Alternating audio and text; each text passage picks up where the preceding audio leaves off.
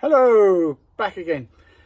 Right, I have covered this subject in various ways before, but I'm just going to explain to you a little bit more about these little beasties here, capacitors. Okay, now that's the feed side, that's the load side. There's an arrow on it for a reason. That's the way the power's meant to go through it. Now it will still run. That's not what I'm here for. What I want to explain is what a capacitor actually does. People say, oh, well, if I don't have a capacitor, I've got a great big blue spark.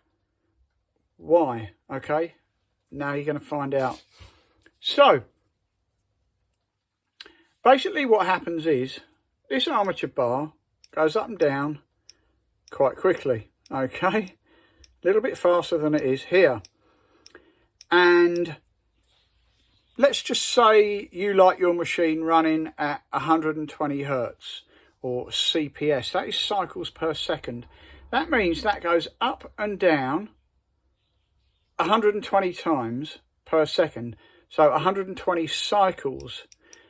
Now, the point of the capacitor, a capacitor stores excess charge, okay? But in this instance, it does it a lot of times, and it prevents an arc crossing across here. So if you had that blue spark and it's arcing across here, eventually it will just burn this out, or it'll burn your contact, and you'll get carbon on them. You'll constantly be cleaning them. It will run without a capacitor, but it'll be ugly and it won't run for long, and it will sound like shit, right? So the reason for the capacitor, it stops this gap. It stops the power from jumping across that gap momentarily. Then it releases the charge, then it stores it, then it releases it, then it stores it, and it releases it 120 times a second, or however many cycles per second you are using. It's actually quite a clever little device, that.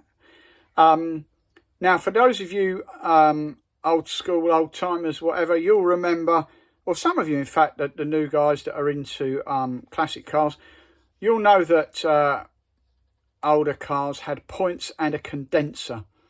Okay, that is a condenser. It's the same, it's basically the same thing. It's a tiny little storage facility. The condenser was there to stop the power arcing across the points, as the points on the car were very busy.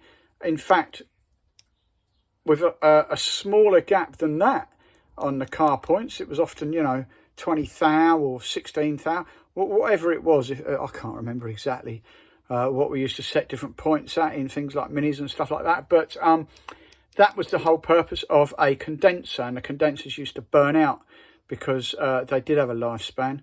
And that's the case as well with capacitors. But you've got to, say I use a 25 volt capacitor, and it's only ever going to have probably 8.5 volts running through it, so its lifespan it's massive. Okay, so hopefully you won't need to change the capacitor in your machine, but if you do, on my machines, as you will know, it is separate to the coils. Okay, I wire them separately, and I do that for a reason, so that if one day it does break, I can just send you another one and you can fit it. Now, I hope you found this information a little bit useful. If so, if you've liked it, great. Subscribe if you haven't already. Pass it on to somebody else. Maybe they know, they want to know about it. Just remember that capacitor does have a flow through. So positive this end, and it flows that way. All right. So there we have it.